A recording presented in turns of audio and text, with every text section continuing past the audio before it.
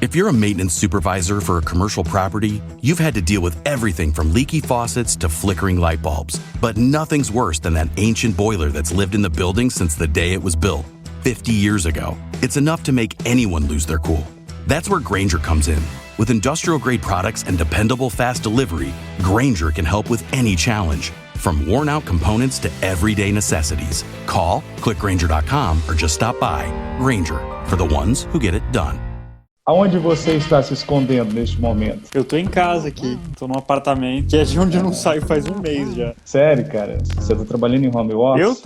Eu tô, na verdade, eu tô fazendo mestrado em Nova York, né? E aí eu tenho muitos freelas. Tô tentando abrir o café aqui, por isso tá esse barulhão todo aqui. Falando de... esse é de baunilha. Quem ouvir por inteira a nossa conversa, vai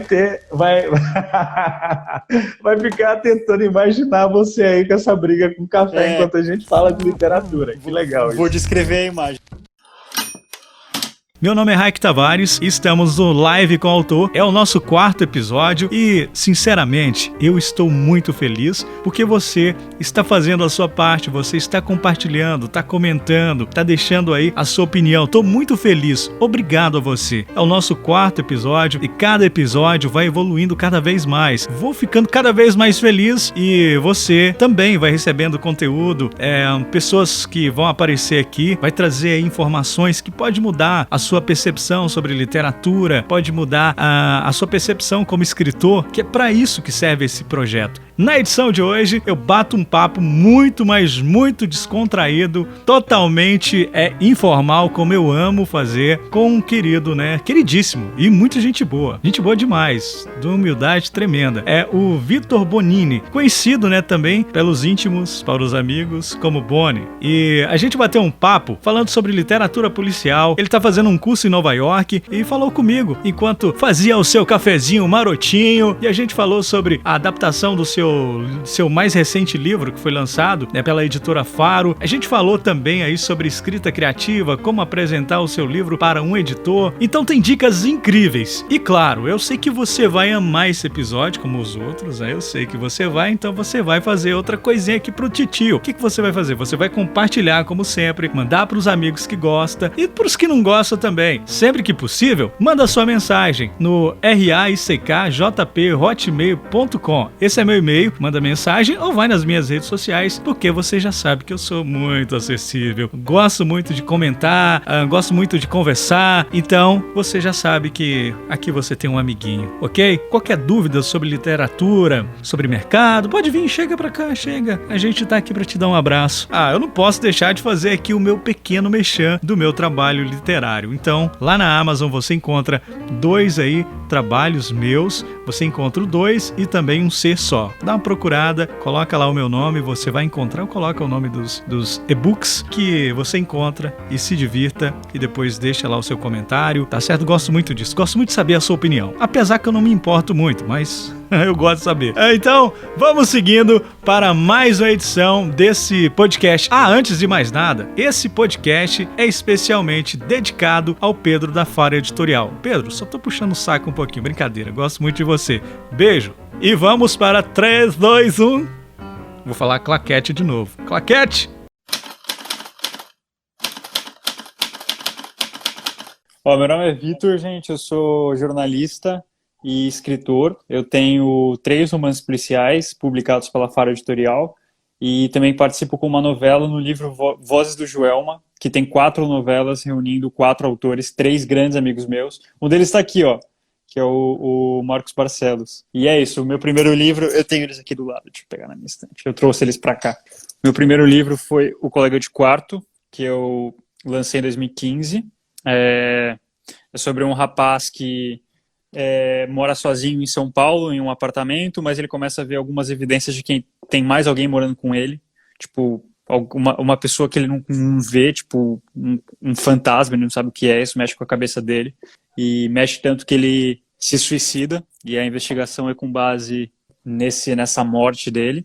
Meu segundo livro é O Casamento, também é policial. É sobre um casal que está casando, obviamente, e no dia do casamento deles, eles estão com uma lista grande de convidados, todos muito suspeitos, porque tem uma investigação por trás, porque tem uma pessoa no meio ali que está chantageando outra, e antes do casamento se consumar de fato, uma pessoa ali no meio é assassinada, e o casamento é deixado em pausa.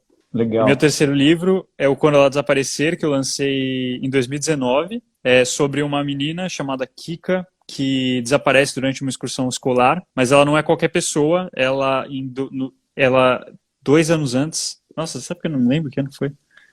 2 anos antes, é isso? Ela passou por uma experiência em que ela quase morreu e agora ela sumiu. Então o que a polícia faz é tentar descobrir se as duas coisas têm relação. E o Voz do Joelma, com os meus 3 queridíssimos amigos, 4, mentira, é porque são 4 novelas, mas tem o Thiago Toy que faz as ligações entre os contos.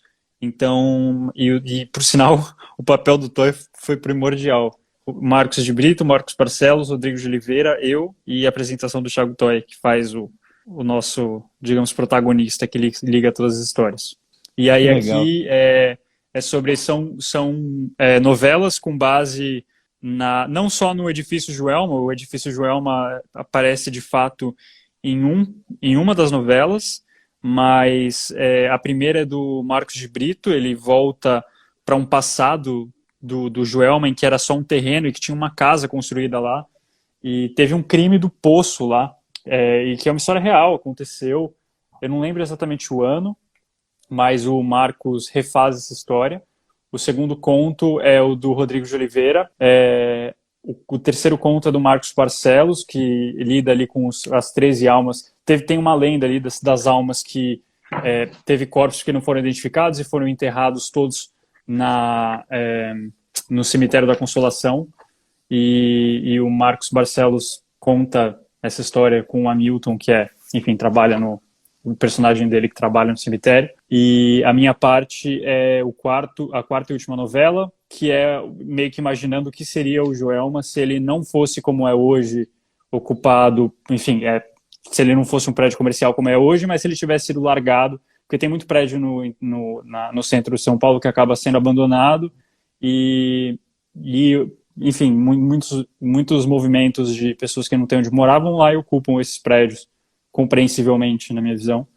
Mas e aí imagina como seria se isso tivesse acontecido. Então a minha novela é a mais desapegada da realidade, assim, mas ao mesmo tempo ela é um reflexo muito do que eu vejo, do que eu vi de habitação em São Paulo. O pessoal tá comentando aqui, subiu um comentário, qual que foi? Vocês já pensaram em fazer uma história sobre o crime da mala? Talvez seja por causa do Joelma. Apesar de ser o conto do Rodrigo, pega muito esse lado do incêndio e tal, mas não é o incêndio pelo incêndio, tem toda uma história por trás de uma... Não é o prédio que é o personagem central, vocês estão falando. Exato. Né? Tem a personagem do Rodrigo, enfim... É num escritório e tudo mais, tem uma história dela sendo, enfim, ele coloca pedofilia no meio, exploração de menores e tal. Então, assim, eu acho que meio que usar a lenda como tipo a faísca para você fazer um mistério em volta e fazer uma história em volta, o terror e tudo mais. Mas, por enquanto, eu não vejo muito interesse em recriar histórias que aconteceram reais. Não sei, eu não vejo interesse, não vejo também... Para mim não tem o menor apelo, assim. Eu acho que... Eu vejo muita gente fazendo isso no mercado, de pegar crimes que já aconteceram e refazerem, ou fazerem obras em cima. E eu fico, tipo... Sei lá, eu entendo que faz sentido, as pessoas gostam, tanto que documentários sobre isso fazem muito sucesso, mas para mim não tem o menor apelo para mim. Outra coisa, a gente queria entrar com você aqui sobre o seu livro que vai ser adaptado, agora vai virar uma série, né? O Quando Ela Desaparecer, isso aí. Ainda não tem data porque o que rolou foi que eu lancei o Quando Ela Desaparecer, aí coisa de um mês depois eu recebi um e-mail da editora dizendo que tinha um diretor procurando o meu contato. Eu falei, nossa, mas tipo, por quê? Tipo, não tinha passado pela cabeça que ele tinha gostado, assim, ou sei lá, estava interessado nisso. E aí a gente entrou em contato, é o Fabrício Bittar, ele é da Clube Filmes, que fez todos aqueles filmes com o Danilo Gentili, sabe? Tipo, Sei. como que são os filmes? O pior aluno, como ser o pior aluno da Sim. escola, e o mais recente é um de terror super trash, É, assim, eu achei super legal. É um da eu... loira do banheiro e tal, tem um monte de Isso, sangue. isso. Sim. Eles fazem bastante série também, inclusive eles estavam gravando agora, e aí eles estavam querendo ir para esse lado, inclusive também de fazer séries policiais. E Uhum. aí entraram em contato comigo, o Fabrício disse que sempre está lendo livros nacionais, tal, para tentar Uhum. achar histórias legais e que tinha gostado da minha. Por enquanto eu não tenho relação nenhuma com nada, eu vendi os direitos são deles, Claro. eles não têm obrigação nenhuma, inclusive, de vir perguntar nada para mim, mas é legal Sim, como ele também me mantém atualizado informado. com, acho que as Sim, coisas que... sim. Exato. Até porque também quando é uma engrenagem, né? Por exemplo, se o seu livro está vendendo É, bem, quando o filme sair, o seu livro vai vender mais, né? Por causa do filme, da série, né? sim, Mas só que sim, quem já leu o seu livro tem assim uma resenha positiva do seu trabalho, quando a série sair, vai potencializar aquilo, né? Vai sim, com potencializar aquilo. certeza, Aquilo vai com ajudar. certeza. Aí, uma coisa muito interessante que eu queria entrar com você sobre isso, sobre às vezes, igual muitas pessoas escrevem, né? E elas pensam até nessa questão do cinema, na adaptação para o cinema, mas elas não pensam de como escrever um livro, né? Que igual a gente está falando de um gênero que é mais voltado para o comercial, né? Mas elas não pensam assim que a forma que elas têm que escrever de uma forma que, quando um diretor, um cineasta vai pegar o seu livro, ele fala, não, esse livro ele dá para ser uma série, ele dá para ser um filme. E para isso precisa-se de todo um trabalho antes. Então, por exemplo, quando você começa a escrever, como é que é seu processo de escrever, a criação, para levar até a isso? Porque fica uma coisa mais cinematográfica, com imagem, as palavras com imagem. Olha, eu tenho um método que é meio. Eu fico muito tempo pensando na história antes e eu tendo a começar a escrever quando já tenho algo muito concreto na cabeça. Não eu geralmente não faço argumentos, tem autores que fazem, né? Você escrever tipo um resumo do que você está Sim, pensando sim. antes de começar a escrever o livro mesmo. Eu costumo não fazer isso porque apesar de eu ter um esqueleto que eu preciso ter pronto antes de começar, uma coisa legal é que os personagens vão falando por si só também, né? Então, às vezes vai acontecer Uhum. alguma coisa que você não... Ou sei lá, eu acho que uma reviravolta poderia não ser daquele jeito que você tinha pensado inicialmente e tal. Então, eu não faço argumento, mas o que eu faço é isso. Eu geralmente penso na história toda e tendo o mistério principal esclarecido. Eu não consigo começar um livro sem saber como ele vai terminar. Porque o gênero policial eu acho que é um dos únicos que você, de fato, pode conversar com o autor sobre o processo criativo como uma coisa arquitetada, né? Eu acho Uhum. que se o leitor termina o livro e fala, tá, o assassino não tinha nada a ver, não tinha nenhuma pista espalhada pelo livro dizendo que era ele, e nas últimas 10 páginas o autor veio com essa, sabe, tipo, esse Deus Ex Machina para explicar esse crime, tipo, aí o autor vai ficar irritado. Acho que o Uhum. romance policial é o único gênero em que o leitor pode ficar irritado por isso, porque de fato eu tenho obrigação, sim, pelo gênero, de te dar no mínimo algumas dicas sobre quem é o assassino, pistas para você descobrir por que aquilo aconteceu e tudo mais. Então, eu sempre tenho que ter um roteirinho ali na minha cabeça pronto e que faça minimamente sentido, e a partir daí é que eu vou pensando sabe, no que mais eu vou acrescentar, nas histórias Uhum. paralelas e principalmente nas pistas falsas, que é o que faz você não chegar na solução logo. Então, mas é óbvio que, assim, tudo isso eu acho que é o principal esqueleto, mas eu acho que o que eu gosto de fazer, que para mim é uma das partes mais legais, é colocar coisas da vida real e eu acho que dramas das pessoas no meio desse mistério todo, sabe? Não Uhum. só, tipo assim, o mistério pelo mistério, mas um mistério com um belo cenário junto. Né? Igual, por exemplo, no seu caso, você está trabalhando ainda como jornalista, né? Sim, Você não está exato. vivendo de literatura. No meu caso, eu também. Não, Eu sou apresentador de rádio e tal, então eu tenho o meu salário. Então, assim, a gente não tem essa preocupação de estar ali sim. em cima, mesmo que você tenha esse sonho, essa vontade, você não tem essa preocupação, porque você ainda não chegou naquele patamar que você pode cruzar os braços no sentido de eu estou realmente vivendo Claro, literatura. não, o ponto... e não sei nem se a gente vai chegar nisso um dia, né? É uma coisa tão... Não sei, eu acho que os anos vão passando e eu cada vez me convenço mais que é mais e mais difícil viver disso. Porque a gente começa no mercado sabendo disso, mas é que também, assim, eu acho que calhou de, nos últimos anos, a gente ter resultados muito negativos para o mercado editorial no Brasil.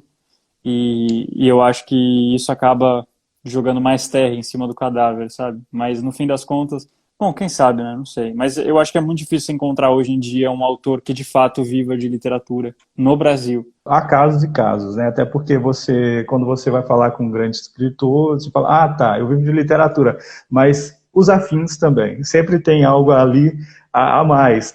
Ele dá um curso de escrita criativa, ele escreve para um jornal, ele Claro. sempre tem algo que ele tá ali, ele tá fazendo a parte, né, a mais. Tem algumas perguntas aqui do pessoal, você consegue ver aí? Como vocês, a Ana Carolina perguntando, como vocês apresentam a história para a editora?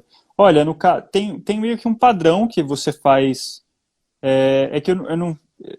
Vou ser sincero, eu não sou um as para dizer isso. Eu fiz uma apresentação do colega de quarto quando eu tinha terminado de escrever.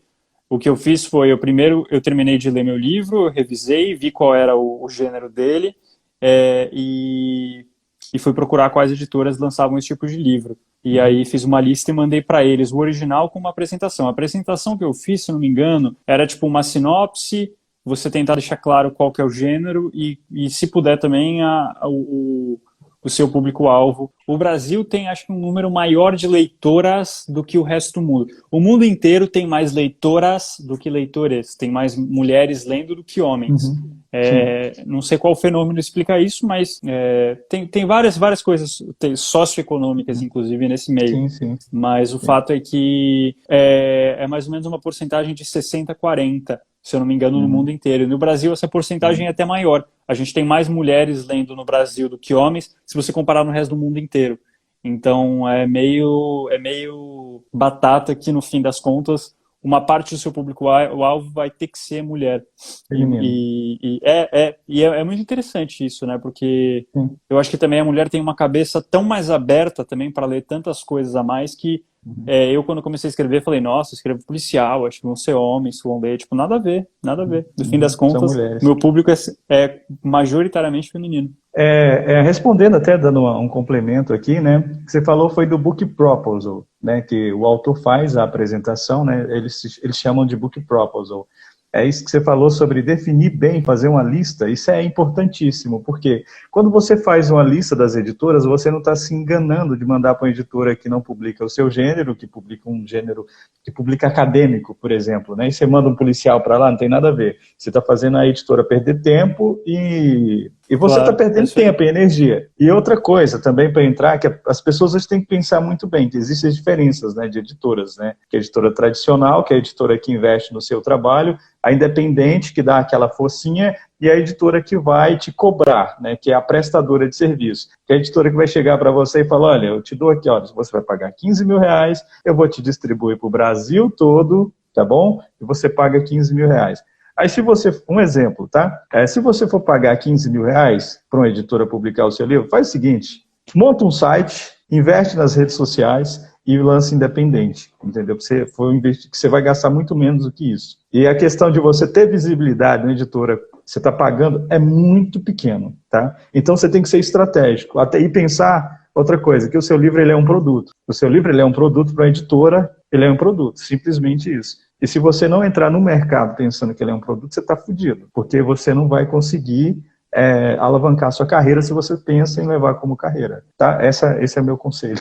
Tá? Legal, esse é o conselho. Eu acho legal falar sobre isso, porque eu acho, quando eu comecei a escrever e estava pensando em lançar, eram as maiores dúvidas que eu tinha. Então eu acho que sempre quando a gente aborda isso, mesmo que às vezes possa parecer óbvio para alguns, eu acho que para a maioria não é, então é bom a gente falar disso mesmo, até porque a gente precisa de mais autores. Sim, com certeza. Legal disso.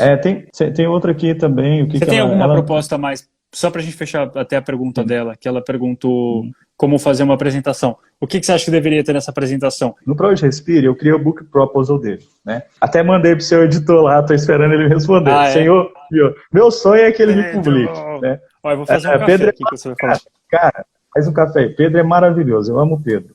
Né? Fiz até um curso na LabPub e ele foi um dos meus professores lá. Pedro. E nesse book proposal, eu tive 2 pessoas que leram o meu livro, né? Que foi um amigo, na verdade, não, uma amiga leu o meu livro e esse outro cara, eu fiz uma entrevista para o site dele sobre escrita, né? Nesse é um site americano, chama Decoperativa, alguma coisa assim, e eu sou o único autor brasileiro que está lá falando de escrita criativa. Que está fazendo, que legal. Aí ele chama, o blog, na parte do site, chama No Writers. Aí eu pedi o Justin, né, para fazer o quê? Uma frase para o livro. Justin, faz uma frase para me colocar na capa do livro. Aí ele pegou o meu mantra, que eu tenho um mantra, que eu criei o meu próprio mantra, e aí ele pegou o meu mantra, lendo através da minha entrevista, ele faz uma referência sobre o meu trabalho. Assim, dessa forma, colocando uma frase de alguém falando alguma coisa, algum texto, ajuda. Aí tem uma outra amiga que ela leu o livro, né, que ela é uma atriz, a Gabi, né, ela leu o livro, ela trabalhou na Record, fez várias novelas interessantes. Porque esse negócio de fazer blurb, que é essa recomendação toda tal, é uma coisa que... Eu estava tentando lembrar o nome. E é legal que no Brasil a gente começou, não faz tanto tempo, não é uma tradição que a gente tem de vários anos, mas é legal que, por causa disso, inclusive, eu acho que acaba ficando mais verdadeiro no Brasil do que aqui, por exemplo. Aqui nos Estados Unidos é uma coisa antiga e que eu não sei se tem alguém que realmente acredita ainda. Eu sei que tem alguns autores que, por exemplo, eu sei que o Stephen King só faz para quem ele realmente gosta. Mas eu sei que, no fim das contas, isso virou um negócio de editoras e agentes. Daquela coisa assim, tipo, olha, você está agenciado pelo mesmo autor. Gente, estou tentando abrir o café aqui, por isso está esse barulhão todo aqui. Falando de... esse é de baunilha. Eu achei... maravilhoso. Deixa eu te contar uma coisa. Você está mostrando aí, eu vou pegar esse áudio, eu tinha te falado que eu estou transformando em podcast, né? Então o áudio está ficando com qualidade legal. Aí o que acontece? Quem ouvir, que como a internet está legal até o momento, quem ouvir por inteiro a nossa conversa, vai ficar tentando imaginar você aí com essa briga com café enquanto a gente fala de literatura. Que legal isso. Vou descrever a imagem. Sou eu tentando abrir, com uma mão segurar o celular e com a outra tentando abrir o negócio de café, mas eu consegui. Foi um sucesso, diga-se. Legal. Aí agora, mas assim, voltando ao assunto, mas é interessante como aqui nos Estados Unidos, pelo jeito, as pessoas, os agentes conversam, tipo, meu agente é o mesmo agente do autor X. Aí o agente vai lá pro autor X e fala, seguinte, vou falar que você fez tal blurb para essa pessoa, pode ser? Então acaba ficando um negócio meio falso às vezes, mas... Eu não sei qual que é o efetivo disso, se as pessoas ainda consideram ou não. Mas é legal como no Brasil, não sei se está no começo disso, mas eu confio mais do que quando eu vejo aqui. Não sei. Então essas pessoas que eu mesmo mandei, né, e eu pedi, são pessoas que se tornaram amigas, né? Então, assim, isso favorece, isso ajuda, né? Porque... Você precisa de ter sempre alguém ali falando do seu trabalho de alguma forma. Ainda mais, às vezes, quando as pessoas não te conhecem, né, que aí que entra outro paradigma, né, que é a questão do público. Né? Uma editora tradicional só vai te lançar se você tiver algo a oferecer para ela. E o que é esse algo? É o público. Né? Você tem que ter alguém, pessoas, né, que, no final das contas, a editora sabe que, olha, eu estou investindo em um autor que ela vai me trazer um retorno. Talvez não seja imediato, mas esse retorno ele vai ser gradual. Por que você escreve, cara? Por que você escreve? Eu acho que é meio... A gente não tem muita escolha, né? Porque a gente tem ideias boas, a gente gosta do ramo, gosta de contar histórias. Eu acho que é a mesma coisa do perguntar por que alguém, sei lá, por que você toca guitarra, por que você... Sei lá, qualquer coisa que você faz por prazer, eu acho que é uma coisa que você gosta muito e é mais forte que você. Acho que é meio pra identificação, né? Eu gosto muito desse ramo, então eu gosto de contar história, sempre gostei, gosto de mistério, e eu acho que tem... aliás, a única forma de você, de fato, acho que manter uma comunicação não superficial com o leitor é você fazendo algum produto que seja um livro ou eu estou fazendo, sei lá, documentários agora, eu gosto muito disso, eu acho que é contar histórias humanas, né? Eu acho que é a única forma de você, de fato, conversar com as pessoas e todo mundo se entender de uma forma que não gere esse tipo de briga boba que a gente vê tanto hoje em dia. Então eu acho que esse pode ser um significado por trás, mas o principal eu acho que é porque eu gosto, só isso. E pra mim isso já basta. Se você, primeira coisa, se você pensar, maravilhoso, se você pensar em escrever para ganhar dinheiro, você tá fudido. Não adianta, você tem que escrever, você escreve porque realmente você não consegue, né? Como você mesmo falou, você não consegue não escrever. Eu mesmo, no meu sentido, eu sinto que se eu não escrever, eu sou uma pessoa que está morta, porque escrever é vida, eu tô criando pessoas, eu tô criando situações, né? Eu tô discutindo assuntos. Temos aqui mais pergunta. Adoro você, Vitor.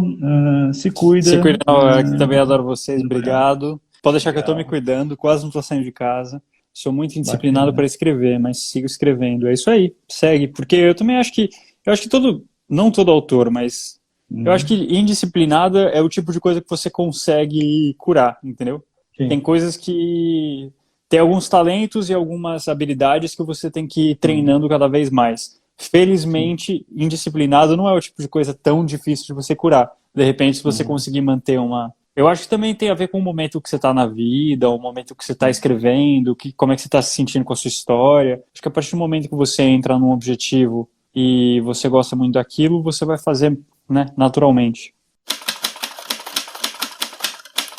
O que vocês acham de publicar por demanda? Publicação por demanda, né? Apresentar livros para editoras pode ser uma experiência cruel. Eu acho assim, eu me considero muito... Eu apresentei o meu livro para a Faro no momento em que a Faro estava procurando alguém com um livro parecido com o meu. Então, eu acho que estava no momento certo, na hora certa, e agradeço muito por isso, porque foi uma oportunidade de ouro. E eu entendo que tem muita gente fazendo coisas muito boas e que não tem a mesma oportunidade. Então, por causa disso, eu acho que vale muito, e acho que não diminui. Inclusive, não sei se vocês acompanham o trabalho da Cláudia Lemes, ela é autora policial também, escreve livros maravilhosos, e ela tem lançado ultimamente só por demanda. Ela mesmo que banca tudo, faz financiamento para vender os livros e tem dado super certo. E foi o que eu acabei de falar, né? Você não precisa fazer um grande investimento, você pode fazer algo que tem uma qualidade. Hoje mesmo você pode conseguir um editor na internet, você pode conseguir um revisor, você pode conseguir um capista,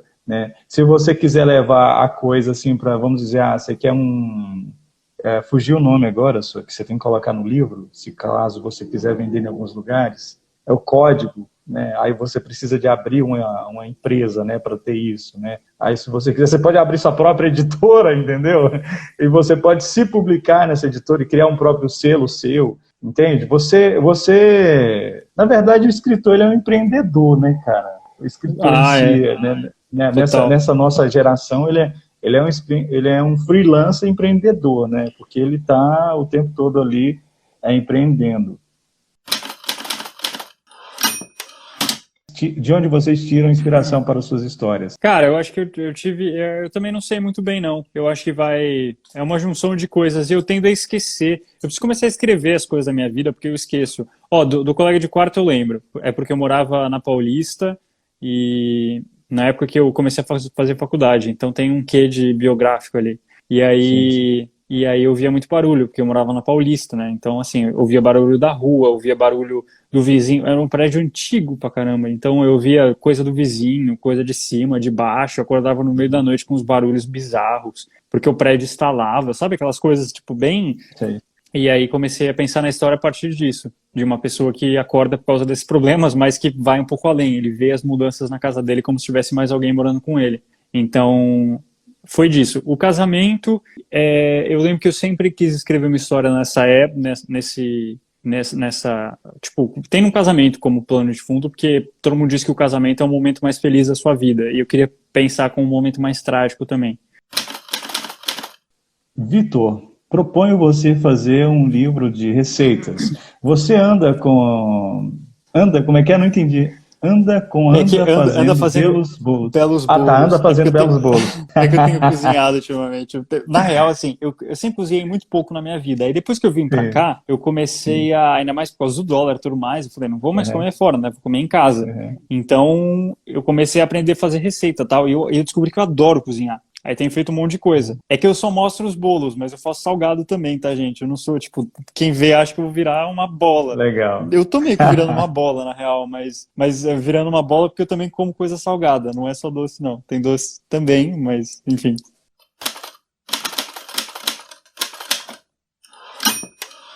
O próximo livro do Boni vai se passar em Nova York? Bonini vai se passar em Nova York? Chamei de Boni agora. Pode chamar de Boni, né? Meus amigos próximos me chamam de Boni. Eu acho que não. Já tem muitas histórias passando em Nova York. E tem poucas passando no Brasil.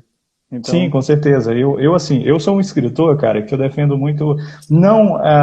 O cara não é obrigado, ele escreve onde ele quiser, entendeu? Mas eu acho que você falar da onde você mora, né, pegando aquela máxima do Dostoiévski, né, legal, quando você fala da sua aldeia, né, o mundo te conhece, o universo te conhece, uma coisa assim, eu acho legal, sabe? Porque, igual, por exemplo, tem vários casos que pode sair muito bem, né, várias histórias que podem ser muito bem escritas. A questão é a história, não é só o lugar. O lugar, ele dá um up, ele ajuda, beleza, mas, por exemplo, tem lugares no Brasil que é lindo, tem cidades que é maravilhosas.